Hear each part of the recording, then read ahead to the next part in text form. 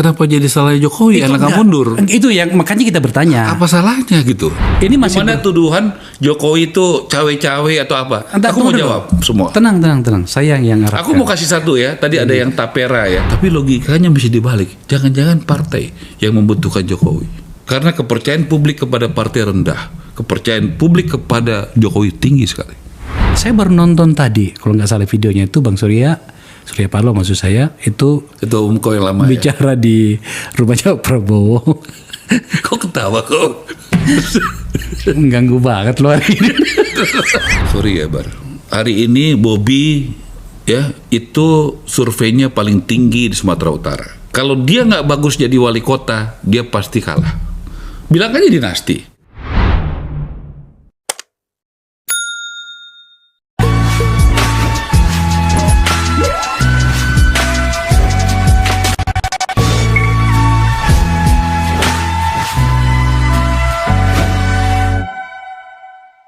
Berbangsa itu adalah kesepakatan yang didasari oleh logika yang terukur. Kita harus hidup bersama di dalamnya. Termasuk dalam hal bagaimana mengisi kehidupan sosial berbangsa itu dalam narasi yang seimbang. Ada saatnya kita mengkritik dan ada saatnya kita memberikan support. Saya harus mengundang sahabat saya, benar-benar sahabat saya. Kadang kami berkelahi, kadang kami saling puji, untuk kemudian memberikan kita informasi tentang apa saja yang mungkin belum atau tidak tersampaikan secara terbuka di ruang publik dari sisi yang berbeda dengan apa yang sering kita dengarkan di ruang publik. Saya mengundang sahabat saya Marwara Sirait. Bro, thank you ya. Selamat pagi.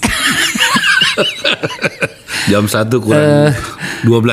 Saya tidak bisa mengelak untuk harus menyediakan diri. Nggak pernah kami taping jam segini. Ini tengah malam beneran gitu. Tapi itulah seorang Marwara Sirait itu seorang yang hangat dan berteman dengannya itu ya kita tuntas bro. Itu kesanku terhadap lu bro. Kita apa namanya? Jadi yang lain nggak tuntas. Bukan maksud saya. Inilah kadang-kadang gitu. Maksud saya adalah keseimbangan kapan kita harus mengatakan ya dan tidak itu elegan dan equal gitu ya. Nah itu kira-kira. So hari ini aku ingin mewakili publik. Ente ngomong soal banyak hal bro. Kan sepakat bebas kan? Ya hari-hari ini kan banyak. Aku juga boleh juga bertanya juga kan? Inilah kadang-kadang gitu kan gitu. Jadi imbang kan? Tadi keseimbangan kan? Jadi ada banyak kritikan, sergapan, bahkan sudah mengarah pada cacian kepada pemerintahan Pak Jokowi, terutama di akhir-akhir ini. Dan Marwara Sirait sebagai seorang sahabatnya Pak Jokowi berpuluh tahun itu ingin menyampaikan dan Bung Akbar juga sahabat dan pendukung berat loh. Ya, setidaknya kita bersama ya. Nah, di 2014 ya. Teruslah. Ya. Enggak, kita mulai dari situ. Ya, nah, gitu kan kita. Nah, saya kembali pada yang tadi. Coba kita tampilkan beberapa narasinya ini. Ada banyak gugatan ya tentang bagaimana pemerintahan ini. Dan kalau seorang Marwara Sirait yang menjawabnya atau berpendapat soal ini, tampaknya akurasinya itu bisa kita jamin. Tempo bahkan membuat sebuah laporan utama di mana kemudian di situ disebutkan tentang 18 dosa Jokowi. Ini gugatan dari Tempo itu. Kami juga sudah pernah membahas di sini. Coba kita tampilkan dulu yang tadi, yang poin-poin itu. Nah ini. So bro, tentu saja tidak harus kita bahas satu demi satu ya. Tapi kira-kira begini, orang pengen tahu. Yang paling berat aja Bar, apa yang digugat terhadap Presiden Jokowi yang paling kau rasakan, yang kau dengar apa sih? Enggak, maksud saya lebih baik dulu kita melihat dari skop yang lebih luas dulu ya. Bahwa kenapa kemudian Pak Jokowi dianggap meninggalkan seluruh harapan banyak orang menyangkut pemerintahan yang elegan, pemerintahan yang terukur, terutama pada periode kedua. Itu yang orang pengen dengar sebenarnya, bro. Dan kan Iyo kan ada di sekitar situ juga dan selalu berkomunikasi dengannya. Bisa nggak kita tahu cerita tentang itu? Kalau anggapan orang bahwa Pak Jokowi pada periode kedua tidak meninggalkan posisinya dan elegan, begitu pertanyaannya.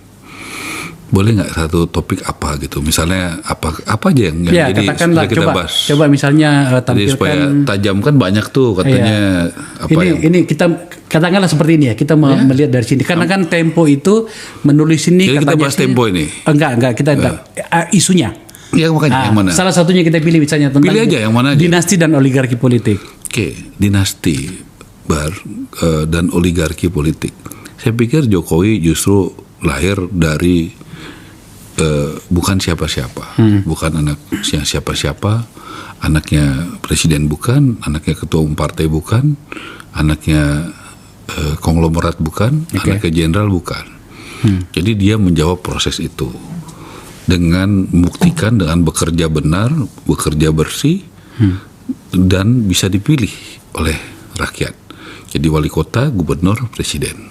Nah, kalau bicara soal dinasti, saya melihat bahwa kita tunjuk aja Mas Gibran, ya, Mas Bobi, ya, dua-duanya itu melalui proses pemilihan, ya, dua-duanya, ya, melalui proses pemilihan dan berhasil memenangkan pertarungan. Kayak waktu Pilpres terakhir ya Februari, Gibran itu menurut saya Pak Prabowo sangat benar memilih Gibran sebagai wakilnya. Kenapa? Mendapatkan dukungan yang luar biasa dari generasi muda di Indonesia. Itu jelas kok data-data empirisnya begitu. Dan memang gayanya memang berbeda, dunianya juga sudah berbeda. Dan itu jelas kok, kita kan juga ada data survei presiden, capres dengan capres, ya, wapres dengan wapres. Kan kita simulasi, boleh dicek lah datanya kan. Bung Akbar juga teman banyak sama begitu banyak poster kan, para surveyor. Jadi itu pilihan yang tepat dan itu pilihan yang memang untuk bisa menang gitu loh. Menurut saya itu. Jadi bukan hanya nanti akan memperhatikan anak muda, tapi anak muda sudah dalam posisi menjadi wakil presiden. Saya pikir, saya juga percaya, saya berani mengatakan hari ini dengan rendah hati, saya yakin ya Mas Gibran akan menjadi wapres yang menurut saya akan berhasil, akan profesional, bisa menempatkan diri, dan dia akan melakukan langkah-langkah yang cepat. Karena saya tahu bagaimana Mas Gibran. Sama seperti dulu waktu dia menjadi calon wakil presiden, banyak orang menganggap remeh. Wah, nanti akan kalah. Ini akan jadi liability. Ini akan menjadi faktor yang membuat kalah Pak Prabowo. Ternyata kan tidak. Jadi beda antara logika elit, sebagian juga itu elitnya, dan publik secara keseluruhan. Evaluasi yang paling fair dari apa sih? Dari kita kan bisa minimalisasi dengan survei dan outputnya. Buktinya ada orang yang nggak suka, ya, apakah apa yang mengkritisi apa yang di MK dan sebagainya. Kalau memang MK itu dikritisi dan memang Jokowi cawe-cawe di situ, saya rasa ketidakadilan tuh di semua Indonesia ini udah demo lah di mana-mana. Ada orang yang menganggap itu tidak benar, ya. Ada yang menganggap bahwa Jokowi cawe-cawe, tapi lebih banyak yang percaya. Enggak, bro, itu yang Iyo jelasin itu kan itu adalah stadium keduanya. Oke, stadium keempat lah. Iya, stadium pertamanya itu adalah bagaimana mekanisme dari proses menuju ke situ. Iya. Itu yang digugatkan orang sebenarnya kan gitu ya. Sekarang apa orang menuduh sekarang Pak Jokowi cawe-cawe di semua urusan politik, Pak Jokowi dituduh. Ya, ya. Betul nggak? Apalagi yang terakhir coba saya mau tanya. Ada banyak lah. Ini poin-poin ini kan sebenarnya yang diambil gitu ya. Ada juga kemarin waktu soal ada Golkar waktu Erlangga. Itu juga tuh. Apa tuduhannya apa? Bahwa mundurnya Erlangga Hartarto Karena itu tidak serta-merta. Logikanya begini, bro. Partainya baru saja memenangkan pertarungan menjadi nomor kedua. Kata banyak orang, peran Golkar dan ketua umumnya tentu saja dalam kemenangan presiden yang besar. baru itu besar gitu kan. Tiba-tiba nggak ada hujan, nggak ada apa, tiba-tiba mundur. Oke lah, kita abaikanlah berbagai apa itu namanya itu suara-suara yang kadang-kadang tidak terukur kan. Tapi logikanya bagaimana gitu. Nah, dalam situasi itu kemudian orang menghubungkannya dengan Ya kenapa jadi salah Jokowi anak mundur? Itu yang makanya kita bertanya. Apa salahnya gitu? Ya, terus kalau misalnya nanti Golkar, dulu waktu PAN minta Jokowi ada bagian dari keluarga besar PAN, udah ngomong begitu Bang Jul kan? Ya, Pak Erlangga juga kalau nggak salah pernah ngomong begitu juga kan? Ya, dekat dengan Golkar. Menurut saya juga kalau ada partai yang bisa meyakinkan untuk Jokowi masuk ke partai itu, yang pintar ya partai itu. Kenapa? Ya partai itu akan mendapatkan tambahan dukungan dari pendukung Jokowi yang luar biasa. Satu elit Golkar sudah menjelaskan itu di sini. Enggak, saya pikir itu semua Bang Jul, PAN juga bicara begitu kok. Boleh lihat pendapatnya dulu kan begitu. Jadi yang cerdas itu justru kalau ada partai yang menginginkan Jokowi bergabung ke dalam partai itu. Menurut saya itu cerdas sekali partai itu. Itu yang saya katakan tadi, logika yang dipakai Pak Mekeng, elitnya Golkar datang sini mengatakan itu.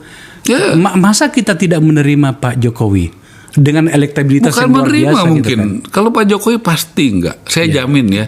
Tapi mungkin diminta di mana-mana. Seperti beberapa bulan lalu dia diminta di mana-mana kan begitu. Tapi dia belum memutuskan. Oke, itu dia. Nah, saya mencoba untuk mewakili publik ya, Bro ya. Saya juga mewakili publik juga yang berpikiran rasional. Berpikiran rasional tuh dengan Jokowi approval ratingnya, kepercayaan publiknya paling tinggi di dunia, Bar. Paling tinggi di dunia loh. Mana ada sih presiden tinggal berapa bulan lagi lengser, kepercayaan publiknya masih paling tinggi di dunia. Kita masih di situ tadi. Dan sorry ya Bar ya. Dan dijadikan tempat bertanya, diskusi, konsultasi dari elit-elit partai yang ada. Gak bisa Bar. Kalau politisi itu ya rata-rata kalau udah tinggal 6 bulan, 3 bulan, 5 bulan, kalau dia tidak punya sesuatu yang namanya trust, bijak, dipercaya, gak mungkin jadi referensi untuk ngobrol panjang diskusi. Udah pastilah Bar, kau kan politisi hebat. Saya percaya itu. Jangankan 4 bulan, jangankan 2 bulan, 1 hari pun ketika kekuasaan masih ada itu masih efektif sebenarnya gitu. Tapi kita bicara tentang Golkar tadi, orang menghubungkan dengan hiruk pikuk informasi yang beredar di luar bahwa Airlangga sebagai pimpinan itu sudah membantu, memenangkan dan menjaga pemerintahan tanda petik ya. Kenapa? Tapi masih pakai tanda petik, emang betul kok. Oke, makanya. Kalau tanda petik itu kan artinya bisa iya bisa enggak. Menurut saya benar. Ya, Erlangga itu ketua umum Golkar yang berhasil, membantu pemerintahan Jokowi, menjadi Menko yang berhasil, bagus kalau ternyata ada pengakuan itu. Tapi berikutnya adalah kenapa dia harus tiba-tiba mundur dengan sendirinya? Coba logikanya seperti apa? Tanya Erlangga dong. Masa tanya sama kita? Jadi gini loh Bar, ini justru logika-logika begini yang perlu kita luruskan gitu loh. Dan ini biasalah, makin tinggi pohon, makin banyak angin. Ya kan? Kalau pohonnya nggak tinggi, kayak Jokowi ya nggak ada anginnya. Ada 6 keanehan mundurnya Erlangga. Kita diskusi ya. Kan kita kedua-dua kita itu kan tidak bisa menjawab sebenarnya kenapa dia mundur kan. Gitu. Dari tadi kita diskusi terus. Ya kan, tapi kau kan kira-kira mau menuduh dia mundur karena Jokowi kan begitu. Saya mewakili pikiran publik, Bro.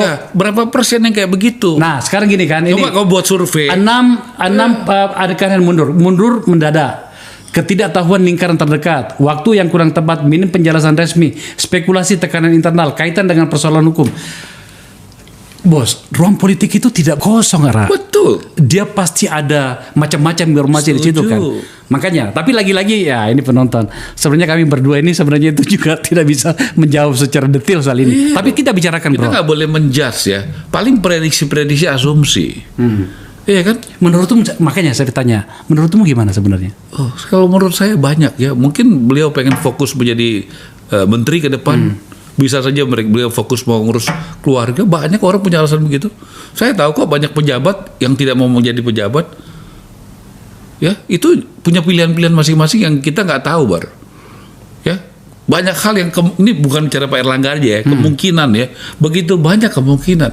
Ada misalnya fokus ke keluarga, fokus kepada pemerintahan, apakah fokus ke kesehatan, fokus kepada kita semua punya alasan. Dan nggak usah semua juga orang tahu alasannya. Artinya Marwar Sirait membantah bahwa tidak ada urusan istana di sini. Pasti. Kalau kemudian setelah nantinya pada saat tanggal 20 nantinya ya, Ini pada saat kita ngambil gambar ini belum tanggal 20 nih. 20 Pada apa? 20 Agustus nantinya akan Munas ya, Munaslup. Oh iya. Ternyata memang apakah Pak Jokowi secara langsung ada di situ dalam posisi apalah gitu kan, atau dengan orang-orangnya, katakanlah Bahlil yang disebut, itu pun tidak bisa dianggap sebagai bagian Siapa yang dari bukan orang yang dekat sama Pak Jokowi, calon ketua umum Golkar pengganti Erlangga? Sebut siapa? siapa? Ya kau sebut. Bahlil, Dekat. Siapa lagi? Agus Gumiwang. Dekat menterinya. Oke. Siapa lagi? Ya, siapa kau yang bicara?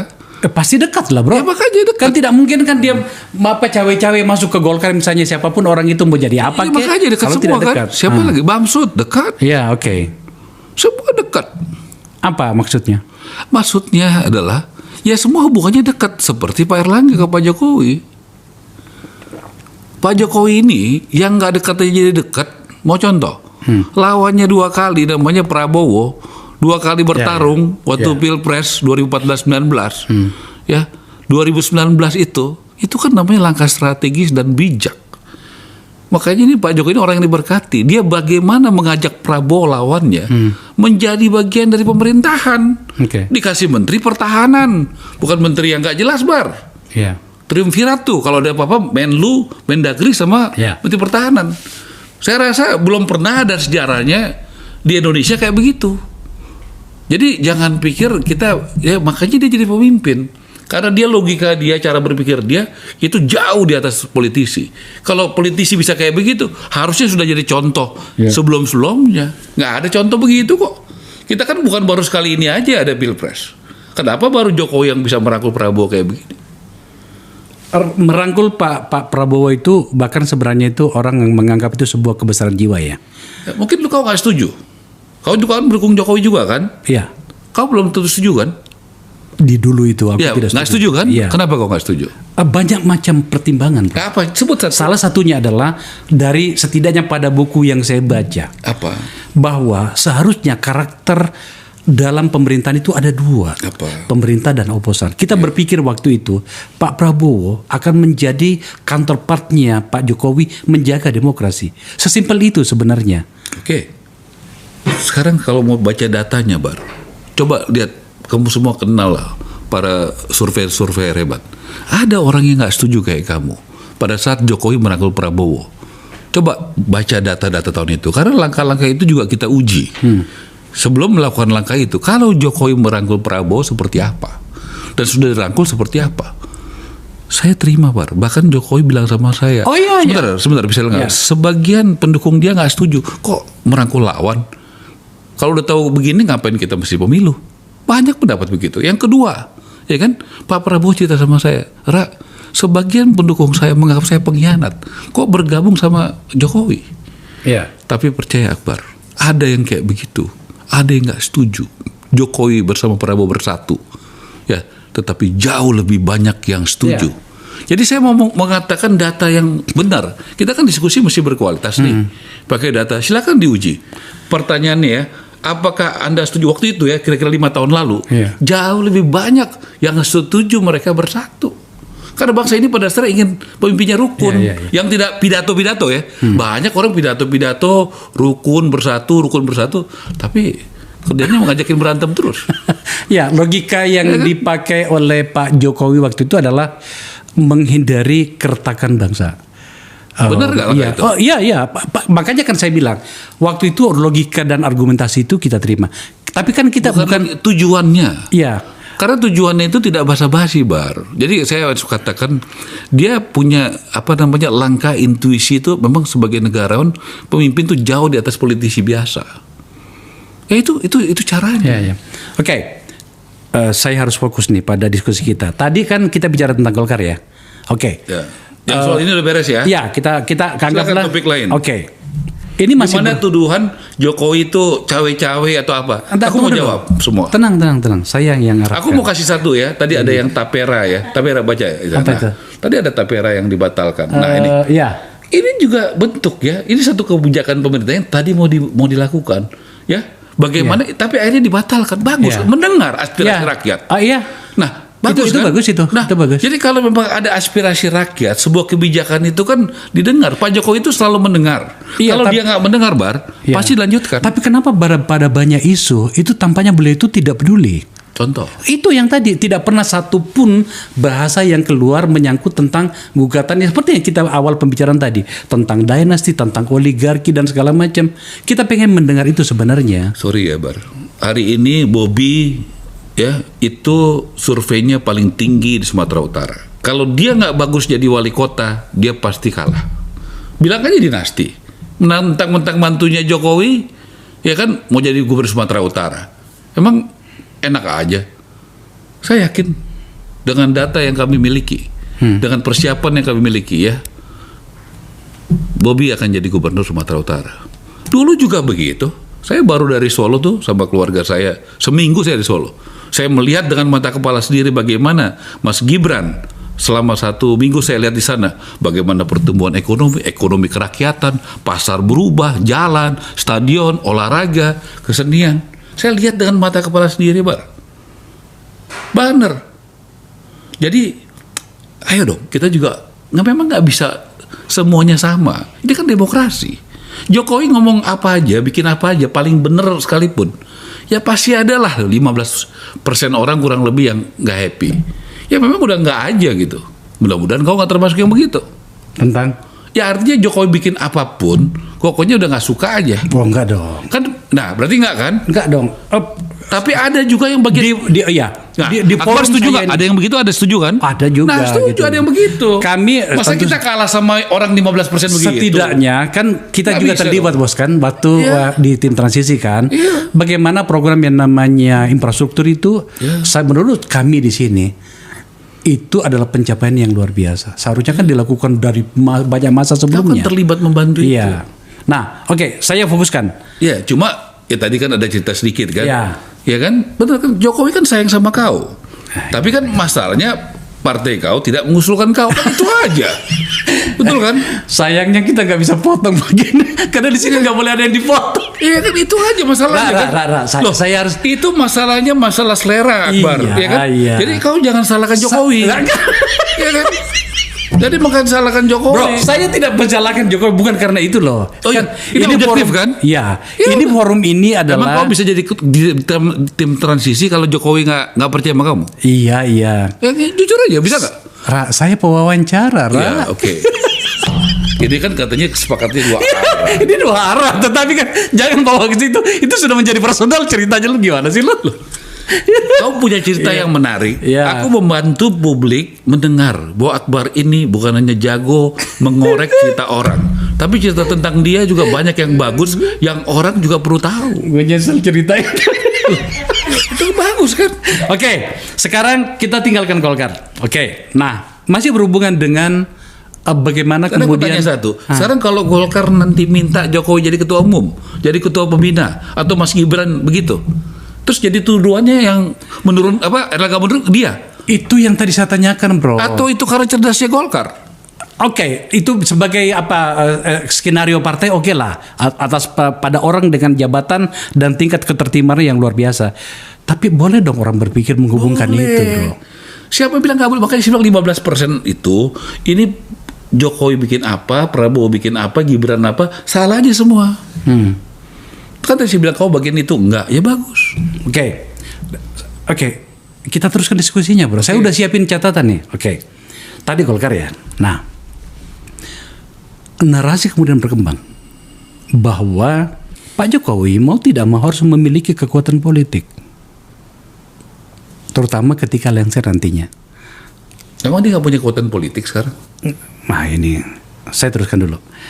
Logika yang dibangun di publik itu ada bahwa ada banyak problem yang dimana kemudian kalau beliau tidak memiliki kekuatan politiknya nantinya itu bisa menjadi rumit situasinya bagi beliau. Maka Golkar harus diambil. Belum. Itu pikiran siapa? Oh banyak, makanya coba lu bisa baca di berbagai media, bro. Itu Oke. tuduhan. Ya, tuduhan. Nah, Tuduhan. Kalau mau begitu kenapa baru sekarang? Kenapa nggak dari dulu aja? Dan dia bisa jalanin 9 tahun 9 bulan tanpa menjadi ketua umum partai, baik-baik aja sama partai. Di DPR aman-aman aja. ya. Nggak. Jadi saya juga mau mengatakan logika dan fakta. Kalau saya pakai fakta loh. Apa 10 tahun di DPR ada apalah mengganggu Jokowi? Nggak ada kan?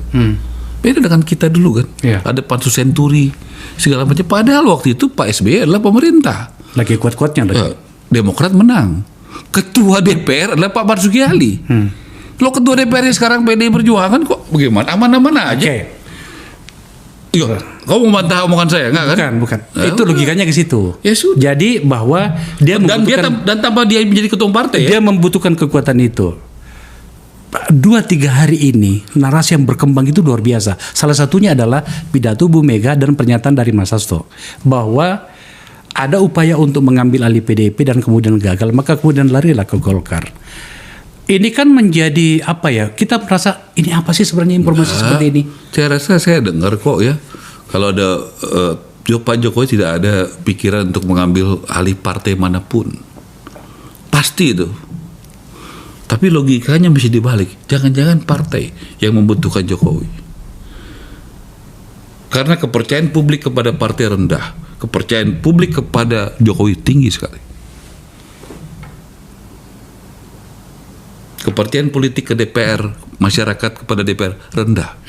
Tapi ke Jokowi tinggi sekali. Bro. Jadi jangan dibalik-balik, Pak. Siapa butuh siapa nih? Iya, kalau itu sih clear. Nah, jadi kalau udah clear apa lagi? Enggak, saya kan harus memediasi pikiran publik, Bro. Maksud saya jadi publik kan juga harus diedukasi. Ya, oke, ini bagian ini jawabanmu ini tidak dipotong, Ra. Iya. Termasuk yang tadi kan, bagaimana Pak Jokowi sayang dan percaya sama kau kan? Iya. Cuma masalahnya partai kau tidak mengusulkan kan, begitu aja. Iya. Sudah, jangan dipotong ya. Repot ini. Oke, saya kembali pada yang tadi soal PDIP. Ini partai aku yang lama ya. Iya. Di mana bapakku deklaratornya. Boleh nggak kita mendapatkan cerita tentang itu? Kenapa kemudian tiba-tiba antara Pak Jokowi masih PDIP nggak sih? Saya nggak tahu. Jangan tanya sama aku bukan PDI Perjuangan lagi. Oke, kalau kamu kan sudah resmi mundur ya. Saya pamit. Ya. Bukan mundur, saya pamit ke kantor. Kasih kartu anggota. Kenapa sih antara Pak Jokowi dengan partainya ini partainya ya? Karena kita belum dengar ya, apakah dia mundur atau tidak. Ini seperti begini, seperti ada problem yang tampaknya agak makin dalam gitu. Menurutmu seperti apa sih? Ya, saya rasa yang tahu adalah Pak Jokowi sendiri dan PDI Perjuangan, dan saya nggak mau ikut campur urusan itu. Ya, saya menyelesaikan urusan saya dengan PDI Perjuangan sendiri. Tentu saya tidak bisa mengatasnamakan Pak Jokowi dalam hubungannya dengan PDI Perjuangan. Kan begitu, Bar? Ya. Saya menghormati itu.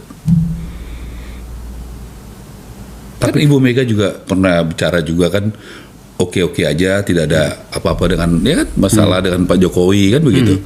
Pak Jokowi pasti tidak ada masalah, Bar. Yang saya tahu itu karena saya dengar dari media kan begitu. Betul, kamu dengar juga kan? Dengar kita, makanya saya tanyakan karena banyak poin itu bahwa katanya ada upaya Mas Hasto bahkan kalau saya nggak salah bicara soal itu. Ya tanya sama Mas Hasto lah.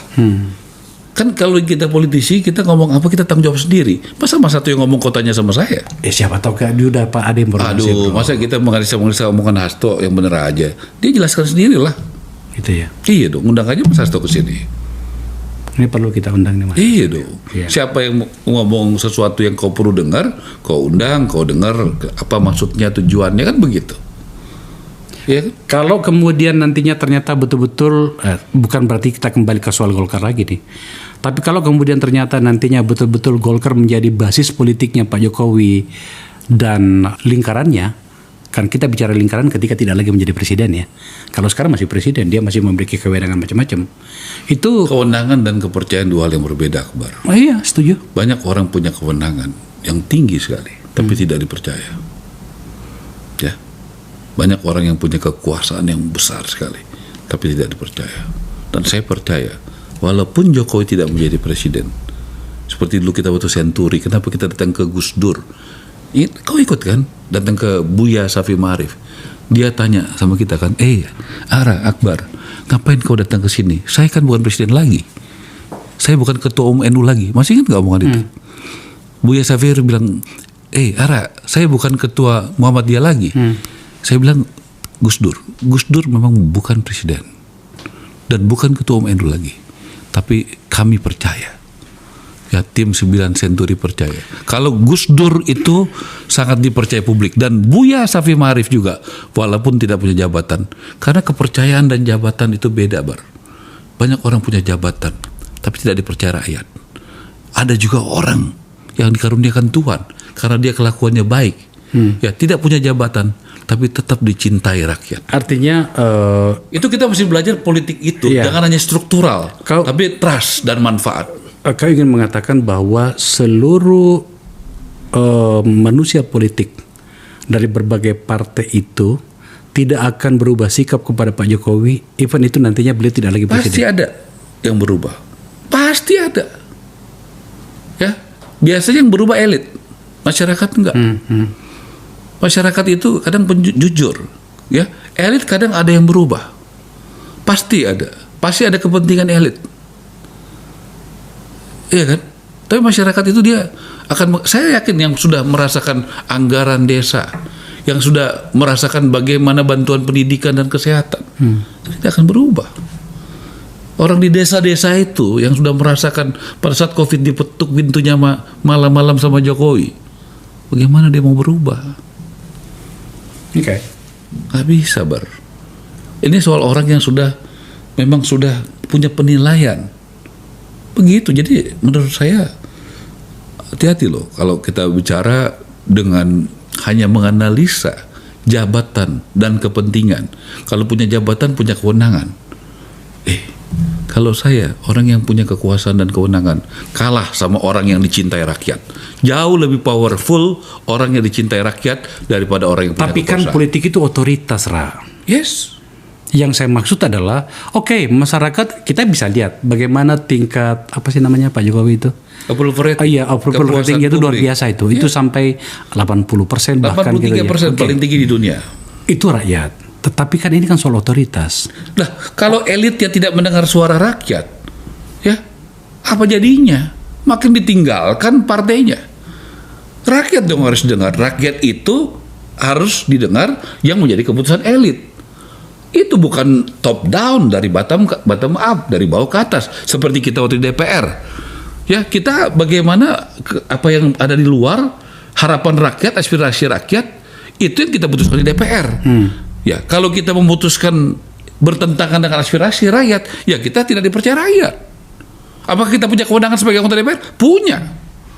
Bisa buat undang-undang? Punya. Tapi tidak dipercaya rakyat kalau kita tidak mengambil keputusan yang sesuai harapan rakyat. Ini kan saya katakan, bagi saya diajarin bapak saya, Pak Sabam Sirait. Jabatan itu penting, tapi jauh lebih penting kepercayaan dan manfaat. Kalau kita boleh pilih, saya akan pilih dengan sadar jabatan atau kepercayaan dan manfaat. Saya pilih kepercayaan dan manfaat. Ya, oke. Tentu saja harus seperti itulah situasinya. Ya. Tapi yang saya cerita ini adalah soal authority. Rakyat atau pemilih partai-partai itu adalah satu hal. Tapi kan kewenangan tetap ada di tangan otoritas partai itu. Ya. Nah, yang saya maksud ini, pertanyaan saya adalah, lo yakin, Bro, bahwa para elit-elit ini masih akan bersama dengan Pak Jokowi even nantinya ketika beliau tidak lagi menjadi presiden, yang kemudian menjadi alasan, kata orang, yang kemudian Sebut menjadi elit, alasan. elit siapa? Wah. Sebut satu nama aja. Nggak bisa dong, ini kan Sebut satu nama dong. Kan mesti tajam. Kan pimpinan-pimpinan parpol lah. sebut satu aja siapa? Katakanlah pimpinan parpol, Partai Nasdem lah, PKB lah, PAN lah, Gerindra lah, semuanya. Iya, gini ya. Ada orang yang kalau Jokowi dan Prabowo bersatu kompak, bahagia hidupnya. Senang, itulah doanya tiap hari. Dan diupayakan, diusahakan. Oke. Ada orang yang nggak senang Jokowi dan Prabowo kompak.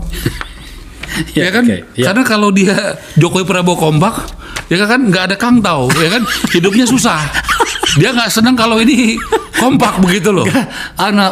Suram kehidupan. Suram gitu, senangnya dari konflik. Oke. Nah, orang-orang kayak begini nggak boleh ada di sekitar Jokowi dan Prabowo. Nggak boleh ada. Nggak boleh ada, kita lawan. Siapa mereka? Siapapun. Partai apapun. Sebut satu nama, Bang. Nggak ada, siapa? Sekarang belum kelihatan. Oh, enggak. Kalau gitu kelihatan kita. Itu. Loh iya, ada orang Iya. yang senang Jokowi dan Prabowo bersatu. Tapi bisa diidentifikasi ya. Dirasa-rasakan. Rasa-rasakan bisa, ya kan? Sebenarnya itu yang kita pengen dengar gitu. Kan nggak boleh menuduh tanpa Nggak boleh bukti. menuduh. Tapi terasa politik itu kan kalau saya diajarin melihat yang tidak terlihat, Kemarin ada di mana? mendengar yang tidak terdengar. Ya, Gitu. kemarin ada di mana? Tiba-tiba ada di mana? Nah, inilah kau suka nyindir-nyindir partai kau yang lama kan? Itu masalah kau. Inilah kau ini. Aduh. Itulah, itu persoalan kau. Saya tidak ngomong gimana. Lu yang Tapi kan itu pikiran gua begitu kan? Karena contohnya Lu yang mengarahkan gua, bukan menyimpulkan begitu.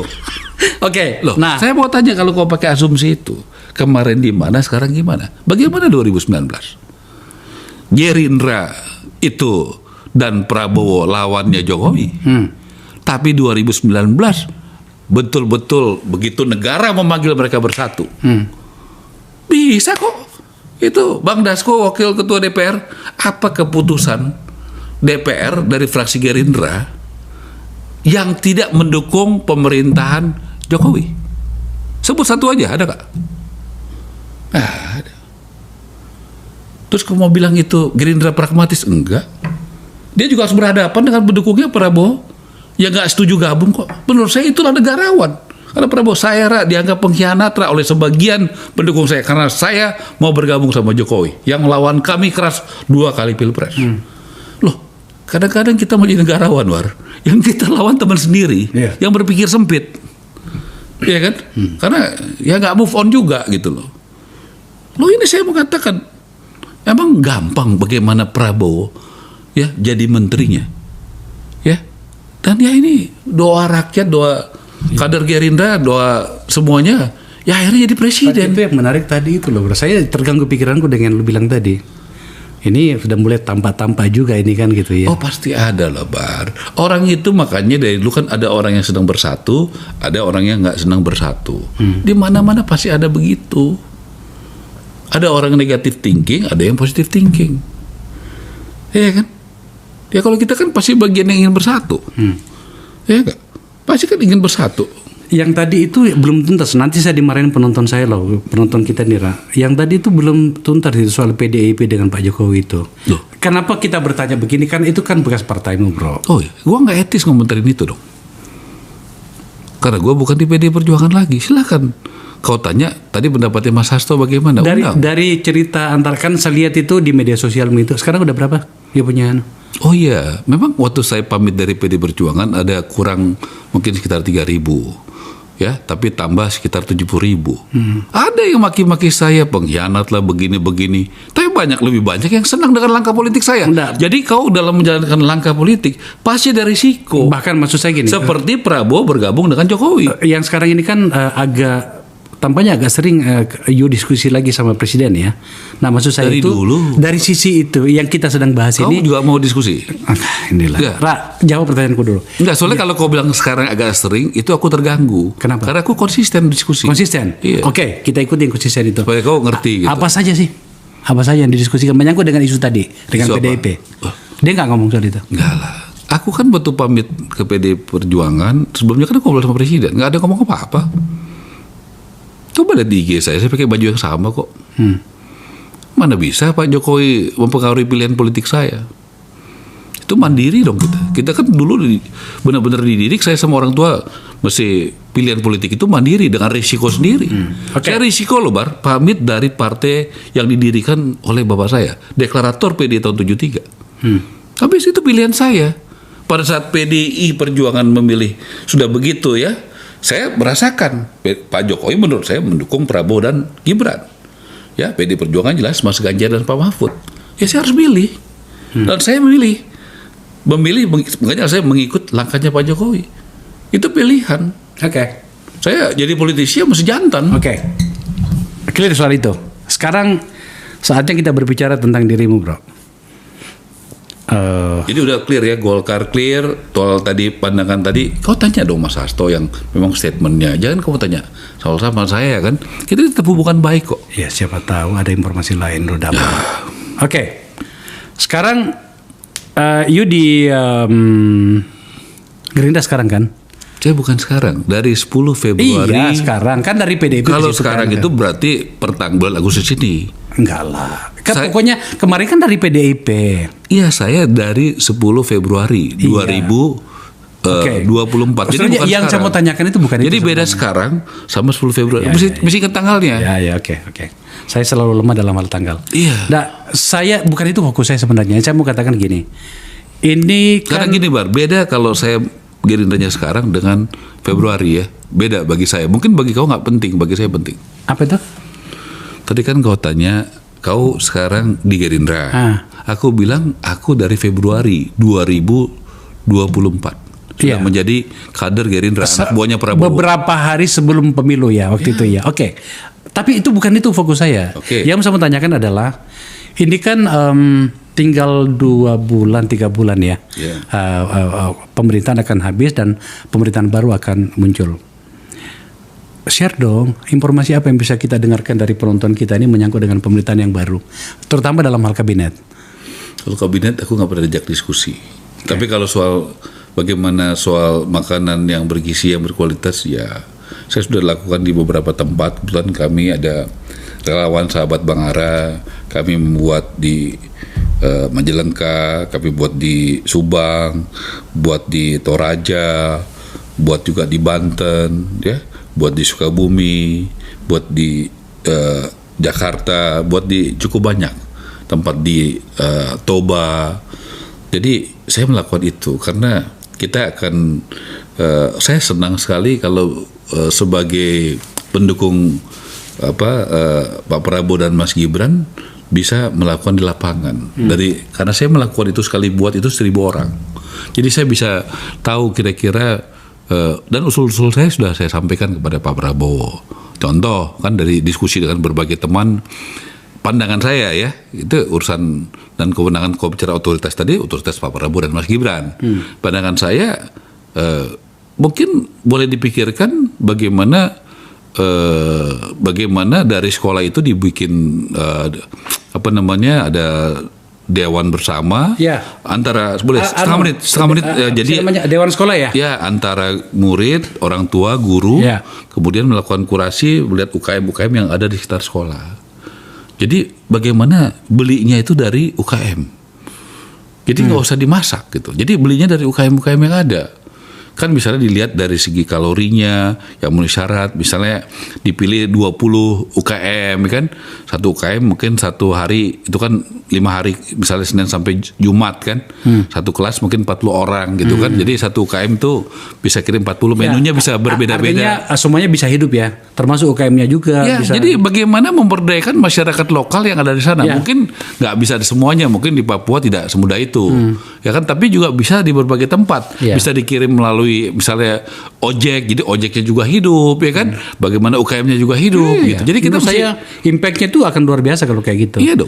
Tapi kan ini kan podcast nanti produktif. kan bisa pakai syarat-syarat juga, bagaimana UKM-nya kita minta misalnya memakai komponen lokal yang ada di situ, beras dari situ, telur dari situ gitu kan, ayam dari situ, kita bisa bikin kriteria itu. Iya, menurut saya bagus itu. Tapi lagi-lagi bro, saya sudah katakan tadi, ini adalah podcast politik. Arah pertanyaan saya tadi itu adalah, jadi kita pengen tahu. Tadi bukan politik, itu politik juga, kan? Ya, maksud saya gini. Saya pengen tahu, kita pengen tahu konsolidasi politik di pemerintahan ini nantinya seperti apa.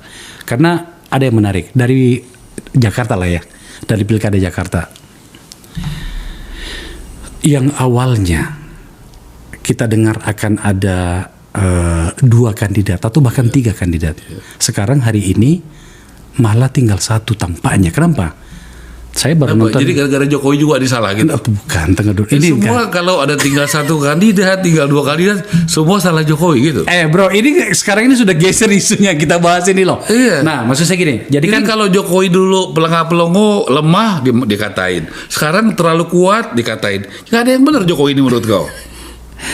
Bro, ini sudah isunya kita udah geser ini bro. Iya, tapi kan kira-kira gitu kan pertanyaannya. Bukan, ini bukan itu, belum sampai pertanyaan, kan udah foto gitu loh. Jadi kau rubah pertanyaannya nih. Udah aku ngomong gini. Bukan. Jadi ini kan gini. Kita kan baca itu ada 2 atau 3 kandidat ya. Ada Anies yang didukung oleh PKB, PKS dan Nasdem. Oke. Saya baru nonton tadi, kalau nggak salah videonya itu Bang Surya Paloh maksud saya, itu ketua umum kau yang lama bicara di rumahnya Prabowo. Kok ketawa kok? Mengganggu banget loh hari ini. Jadi bahwa itu Anies tidak jadi mereka dorong gitu kan. Karena Nah, berarti tinggal ada alasannya nggak? nah, Harusnya kau wawancara Pak Surya Paloh, alasannya apa? Loh, tanya dong Pak Surya Paloh, kan biasa. belum selesai pertanyaan. Kau tanya sama dia, kenapa nggak jadi gitu? Jadi sekarang malah kita dengar PKS Ridwan Kamil akan berpasangan dengan orang PKS. Namanya Pak Suswono, mantan menteri sudah disebutkan. Tadi kan kau lihat kan, Iya. Kang Emil baru dari rumah, Iya. ngobrol panjang. Iya. Iya gitu. Nah makanya gue mau tanya bagian itu juga nanti. Tapi kita selesaikan dulu. Ini konsolidasi kekuatan politiknya. Jadi berarti kalau semuanya berkumpul di pemerintahan Pak Prabowo, Jadi? hanya meninggalkan PDIP sendiri, keseimbangan perpolitikan kita nggak bagus loh bro. Iya. Ya terus dorong dong orang mau di luar pemerintahan. Kenyataannya dia datang semua gimana? Iya. Nggak bisa dipaksa kan. Nggak bisa pergi bagaimana? Iya Ya kan, saya setuju konsep kau ada keseimbangan, ada apa. Siapa yang nggak setuju begitu? Ya kan? Kita juga kan pernah ngerasain di luar pemerintahan dulu. Ya, kenapa sih pada datang? Loh, ya harusnya tanya sama yang datang dong. Kenapa mau datang? Kan gitu, Bar. Menurut lu gimana? Ya banyak nyaman. Orang kan pasti nyaman, lebih bahagia. Saya datang ke tempat Pak Prabowo dan ke tempat Mas Gibran. Kenapa saya mau datang? Ya saya bahagia, saya nyaman. Itu saya happy hidup saya. Ya, saya merasa dimanusiakan. Ya begitu. Jadi tentu kita pilih dong. Kita mau ada di tempat yang mana? Yang membahagiakan kita dong. Yang nyaman buat kita dong. Masa kamu mau ada di tempat? Kau juga pindah partai berapa kali kan? Karena nggak nyaman kan? Ya udah. Ini mulai lagi nih. Bukan mulai lagi, benar kan? Mulai lagi. Udah dari Demokrat, Nasdem, Hanura kan itu nggak nyaman. Hanura dulu ya, baru Nasdem kan nggak nyaman. Pasti ada nggak nyaman kan? Ya sudah sama aja. Ya kita permisi baik-baik kan. Kalau aku karena pilihan, aku mengikut Pak Jokowi. Bro, yang saya tanyakan itu menurutmu karena berada di antara para pengambil keputusan itu kenapa? Siapa yang berada di pengambil keputusan? Ya si presiden terpilih lah. Maksudnya aku kurang. Maksudnya pertanyaan kau apa nih? Agak Enggak gini, maksud saya ini kan banyak yang awalnya kita membayangkan ada keseimbangan kekuatan di mana kemudian demokrasi bisa terjaga, tapi kan kelihatannya pada merapat semuanya, hanya meninggalkan PDIP, PDI Perjuangan pertama dulu. Sebenarnya mereka dijanjiin apa sih sampai atau ditawarin apa? Kalau itu kau mesti tanya dong sama mereka. Kenapa gabung? Kenapa habis kompetisi keras mau gabung? Mungkin mereka mau nyaman. Nyaman ya? Nyaman, merasa dihargai, merasa diorangke. Kan gitu. Mana ada Bar hari begini orang mau gabung kalau nggak nyaman, nggak bahagia. Nggak nyaman kalau di luar pemerintahan ya? Ya saya nggak tahu alasannya apa. Semua orang punya alasan dan ada yang terbuka, ada yang nggak terbuka. Kan begitu. Kan kalau alasan saya jelas saya mengikuti langkah pilihan Pak Jokowi. Ya jelas kok alasannya. Kan semua orang punya alasan masing-masing dan orang itu boleh terbuka boleh enggak, itu kan hak orang itu. Artinya harapan kita untuk terjadinya keseimbangan pada pemerintahan Pak Prabowo menjadi agak tak tercapai karena mungkin harapan itu mesti kau geser menjadi harapan persatuan dan kerukunan dan harmonisasi yang akan tercapai. Gitu ya. Ya, mungkin itu menurut saya itu. Karena begitu banyak orang yang kalau nggak nyaman dengan Pak Prabowo dan Mas Gibran, ngapain gabung sama-sama? Lantas di mana gerangan posisi civil society dan demokratisasi itu akan terjadi? Banyak. Civil society kan selalu ada. Kalau ada yang merasa salah dari pemerintah, merasa tidak demokratis, ya tidak menghargai HAM, tidak benar, pasti kan bersuara. Dan itu kita hargai dong. Media, ya kan?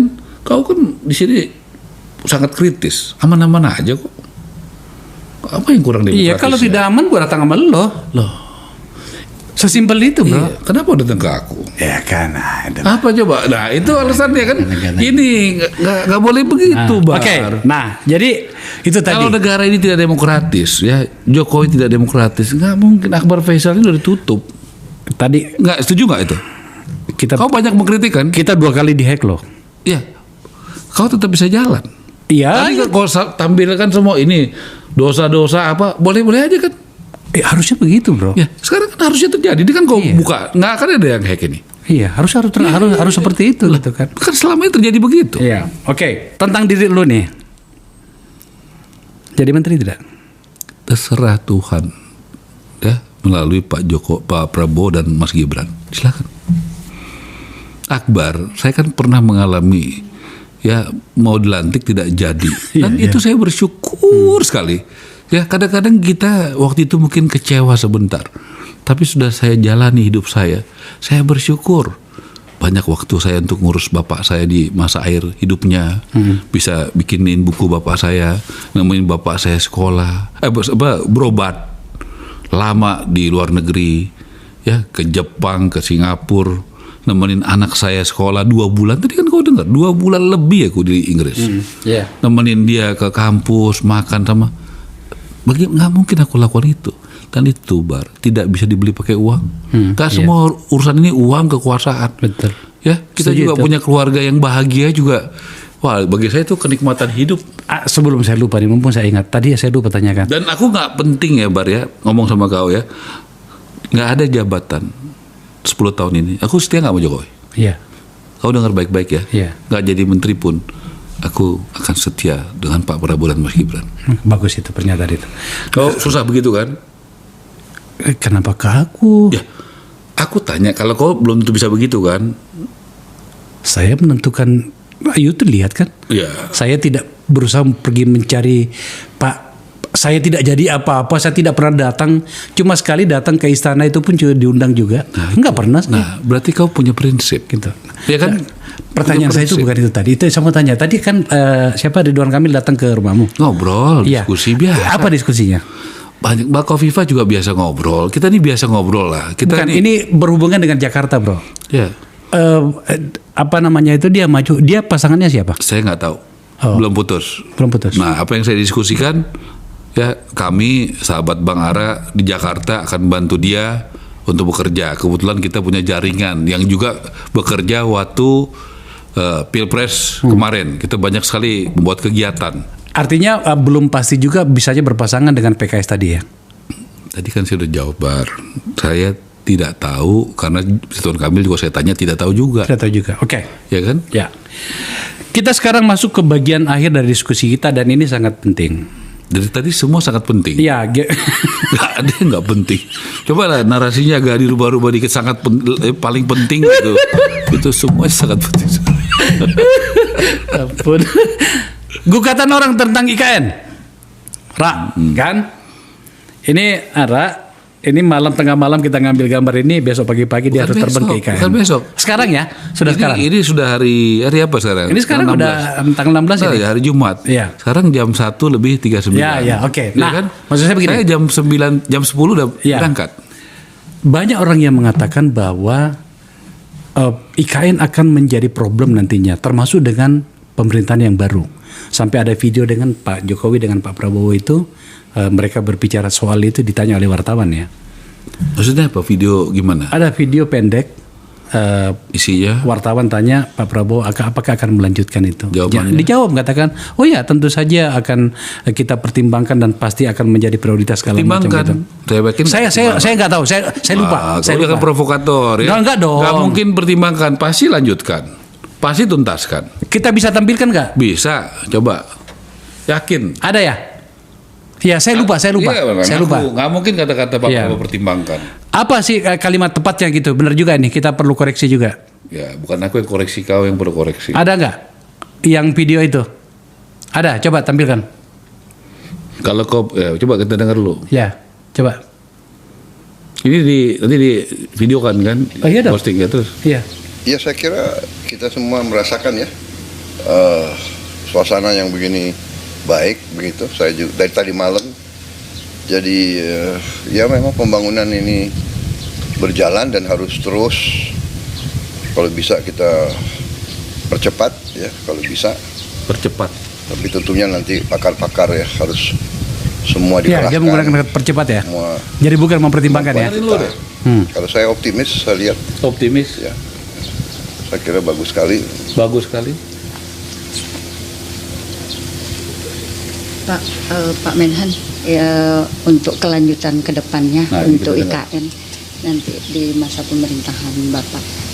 Pasti kita selesaikan. Nggak ada pertimbangan. Ya. Ya, ngaku salah dulu. Ya. Saya tidak mengingatnya tadi, makanya Ya, kita tampilkan. makanya Ya, itu. kita fair di sini. Coba kalau Oke. aku terima-terima aja kan, itu Ya. jadi kesimpulan kau kan. Oke, ini menjadi problem diperdebatkan orang.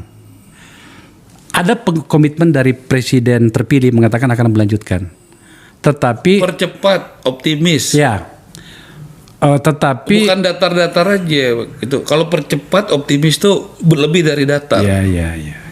Enggak, ini kan sudah clear. Kami tampilkan videonya untuk menjelaskan secara detail kan, tanpa tadi kan. Ya. Oke, clear itu. Lagi-lagi kan yang kita bicarakan ini adalah pendapat publik. Publik kalau lihat kayak begitu, aku mau tanya pendapatnya apa? Ya, kita nggak tahu pikiran orang, bro, macam-macam loh. Ya. Soal penganggaran, soal waktu. Ya. Ini pasti selesai proyek ini, tapi tidak dalam jangka waktu yang pendek. Dengan jawaban tadi, Bar, optimis, percepat, ya. Saya yakin Pak Prabowo udah ngomong di mana-mana, bagian dari timnya Pak Jokowi. Itu semua jejak digitalnya begitu, Bar. Ya, udah disampaikan begitu. Ya kan? Udah, dan tadi omongan tadi kan jelas optimis, percepat. Maksud saya gini, kita kan memakai ini jadi referensi. Kalau publik, Bar, pasti ada 15%. Udah deh, saya ini investor, Bar. Ya. Hotel kami yang pertama kali dipakai namanya Hotel Nusantara, bintang 5. Ya, kurang lebih 190 kamar. Ya. Besok kami akan menginap di sana. Saya besok tuh yang keempat kali datang ke sana. Ya. Kita percaya gitu loh. Undang-undangnya jelas, anggarannya jelas, strukturnya jelas. Dan ini kan adalah suatu sejarah membuat Indonesia sentris yang jangan berkumpul semua di Jakarta yang udah padat, macet, polusi. Ya ini solusi gitu loh. Iya, tunggu dulu. Yang saya mau lanjutkan tadi itu, bahwa gugatan orang itu menyangkut dengan situasi hari ini. Katakanlah, you menyebut dirimu sebagai investor ya. Yes, Oke, memang iya. karena memang investasi di sana. Ini memang iya. Kami akan tampilkan video hotel penantinya, tenang. Tetapi kata banyak orang yang katakanlah kita sebut sebagai pengamat itu, janji tentang investor itu bukan investor dalam negeri ya, bukan seperti kalian ya, para konglomerat itu. Nanti kita tampilkan videonya. Tapi investor dari luar itu nggak ada, Ra. Tuh. Kan sudah dijelaskan ada tahapannya, ya. Kalau kita saja sudah cukup, Bar. Ya. Dan kami, ya, konsorsium kami itu sudah menyiapkan kan yang kita sudah jalankan, hotel sudah selesai. Yang kedua ini taman botanika. Yang ketiga juga kami sudah mengusulkan soal mall supaya di situ ada juga kegiatan ekonomi. Ya. Dan kami juga siap untuk yang lain-lain. Karena kami percaya investasi di IKN itu menguntungkan. Kalau ada yang nggak percaya nggak apa-apa. Waktu kami bangun hotel juga ngapain di sana? Ada yang berpendapat begitu. Sekarang udah jadi, waduh, gua boleh nggak booking kamar? Wah, udah penuh, bro. Sorry, bro. Biasalah, orang kan selalu ada trendsetter, ada follower. Tinggal kita mau jadi trendsetter atau follower. Kita yakin kok di situ akan berhasil. Artinya, oh iya, bagus. Justru ini. itulah bedanya antara investor sama trader. Kalau pedagang itu hanya bisa melihat 1 hari ke depan. Kalau kita melihat 100-200 tahun ke depan. Saya harus menanyakan ini. Emang sampai sekarang, kan saya nggak ngerti ya. Emang sampai sekarang nggak ada investor asing masuk situ ya? Saya nggak tahu kalau soal itu. Ah. Tapi kalau saya sebagai investor dalam negeri, ya dengan partner-partner kami, ya kami siap untuk membangun proyek-proyek lain. Karena kami yakin ini bagus sekali buat investasi kami, menguntungkan sekali untuk investasi kami, dan bagus buat pemerataan ekonomi. Oke, sekarang putarkan punya Ra. Nah ini bro, kita fair lah di sini bro. Apa pun fair, boleh. Tampilkan hotelnya Ara ini. Hotelnya bersama-sama. Konsorsium. Siapa aja sih di situ? Oh, ada Agus Dayu, ada Salim, ada Adaru, ada Alfamart, ada S Hardware dan lain-lain. Oh, satu hotel gabung-gabung. Kita juga di taman gabung-gabung juga. Nanti kalau mallnya diizinkan juga gabung-gabung juga. Oke, kita lihat. Oh ini ya? Ini. Wah, Tadi kan tadi di resepsionisnya. Dilengkapi furnitur ini bintang berapa, Ra? sementara 5. kamar mandi kamar hotel didesain minimalis namun Ini hotel pertama. Pertama yang jadi dan bisa disewa. 9 lantai yang memiliki 191 kamar Tuh, ini 191. dari 2,2 juta rupiah per malam. Tergantung dari Oh, sorry. Ini adalah tayangan dari Sindo News. Kami belum sempat meminta izin kepada Sindo News. Begitu seharusnya. Mohon maaf kepada teman-teman Sindo News, tapi karena pemiliknya ada di sini, kami meminta dikirimin sama Ara tadi dan kemudian kami tayangkan. Jadi kami beranggapan mungkin Ara sudah mendapatkan izin. Wah, saya belum mendapatkan izin. Kamu tadi referensi, Iya. ya saya kasih fotonya. Ini loh yang begini-begini supaya tahu aja apa yang terjadi kan Ya, begitu. kami mencoba untuk fair lah ya, karena kami juga sering dimintai video kita di sini. Oke, mana yang lagi kita mau lihat? 191 kamar. Hotel tersebut bisa menampung sekitar 200 orang. Oke. Rencananya, Pak. Coba yang foto-foto tadi mana? Ini ya. Oh, oke. Dan manakah para pemiliknya? Ini dia nih. Ya, Ini ya. ya itu pemiliknya. Anu, Bagian pemiliknya. kumpul-kumpul semua ya. Ya, mungkin nggak semua hadir ya. Itu investasi berapa, Ra? Nanti kita hitung final ya, karena kalau investasi kan ngomongnya kan mesti kita terbuka ya. Untuk sementara baru ini dulu. Kita rencananya mau bangun berapa lagi? Tadi saya katakan kita sudah groundbreaking untuk taman botanika. Itu di situ juga ya penghijauan dan sebagainya. Tentu itu juga akan menarik ya. Kita juga ada bagaimana taman itu bisa bersinergi dengan kegiatan ekonomi. Kan begitu. Gitu. Kemudian ketiga kita sedang mempersiapkan untuk investasi yang ketiga mall di situ. Jadi total rencana investasimu di situ berapa, Ra? Personal ya? Bersama-sama. Enggak, personal. Berapa Ya, kira-kira? kita mesti hitung dong berapa. Kita mesti hitung dong. Kan beda-beda, Bar. Kita kan berkembang terus. Oke. Berkembang terus kan. Tapi intinya adalah you yakin betul bahwa ini investasi yang baik. Yakin dong. Kita bisa melihat 1 tahun ke depan dan penuh sekarang, Bar. Kalau namanya trading, ya trader, pedagang itu melihatnya besok. Kalau kamu menjadi seorang yang visioner, makanya seorang pengusaha itu mesti lihat visioner. Politisi juga bisa begitu. Bisa melihat ke depan. Indonesia emas itu berapa puluh tahun ke depan. Kalau kita hanya cuma bisa melihat minggu depan, wah, bagaimana mau jadi pemimpin di negara ini? Kita harus bisa melihat jauh ke depan. Jadi kita mengerti visi itu ada, baru kita ada actionnya menuju visi tadi. Kesimpulan seorang Marwar Sirait, untuk gugatan orang terhadap Pak Jokowi menyangkut dengan IKN tidak berdasar, dan itu cara pandang yang pendek ya. Tadi kan kau tanya investor. Saya sebagai investor berani invest. Ya. Dan banyak sekali pengusaha-pengusaha yang invest di sana. Kebetulan hotel kami yang paling duluan jadi. Proyek swasta perasaan saya ya, yang jadi duluan ini. Kan begitu. Karena kami bekerja dengan luar biasa. Ya begitu. Kenapa kami yakin? Kami pengusaha pejuang. Kami setuju dengan Indonesia sentris. Kami nggak setuju dengan Jawa sentris. Jakarta udah mau kayak begini kan, polusinya, kemacetannya, ini dong solusi dong. Hijau, kau belum pernah sana ya? Udah pernah. Udah pernah, datang lagi deh. Ya, bagaimana udaranya sejuk, begitu dong. Udaranya, oksigen itu penting, Bar. Oksigen itu penting sekali gitu untuk kesehatan. Saya tidak terlalu paham menyangkut dengan dunia investasi, tetapi ini pertanyaan terakhir, Ra. Membangun sesuatu dengan investasi besar pada situasi daerah yang secara politik tampaknya sudah disepakati, tapi secara bisnis ini kan apa ya? Orang mengatakan gini, hutan kok itu. Mungkin cara pandangnya pendek ya. Tetapi menurutmu itu tetap saja layak untuk dipertarungkan ya? Oh, makanya saya bilang sesudah itu kita bagaimana mengelola taman. Taman yang kita kelola kalau tidak salah juga tuh cukup besar. Begitu, jadi taman bagaimana ada keseimbangan juga ada kegiatan ekonomi. Jadi memang yang dijual situ adalah bagaimana ini adalah smart city, bagaimana juga ekosistemnya hijau. Ya kita harus pertahankan itu, karena itu yang membuat nanti orang-orang mau datang ke sana ada sesuatu yang menarik, sehat, bersih, smart city, aman. Itu yang mesti kita lakukan, Bar. Dan tentu biasa dalam awal biasa, Bar, pro kontra. Dulu kita juga waktu mulai Senturi pro kontra banyak kan, bener gak? Kalau kau melakukan suatu hal yang benar dan besar di awal, bisa saya pastikan banyak pro kontra. Tapi nanti kalau kau sudah menang atau berhasil, orang akan salam kau, Bar.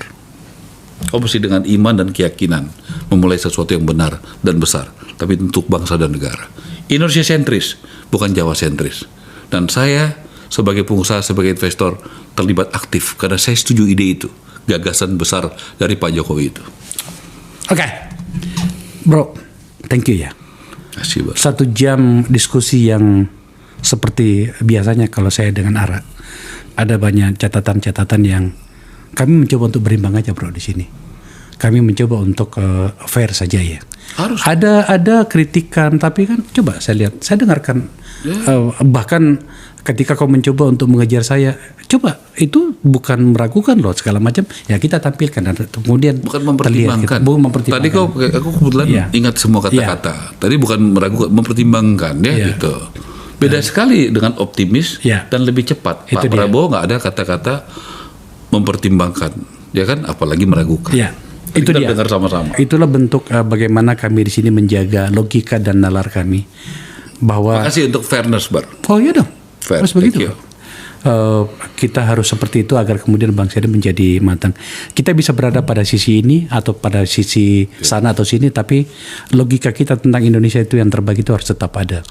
Dan saya mengundang sahabat saya Ara ke sini karena tidak banyak juga orang yang bisa mendebat saya seperti Ara. Mungkin karena kami Bersahabat, punya banyak psikologis. catatan kita sama-sama. Kau juga banyak berjasa buat saya. Iya, dia cuma lebih kaya dari saya aja. Jangan gitu, Bar. Kalau rezeki Tuhan yang tahu. Oke, kita harus terus bercakap-cakap agar kemudian bangsa ini menjadi semakin matang. Pak Ate.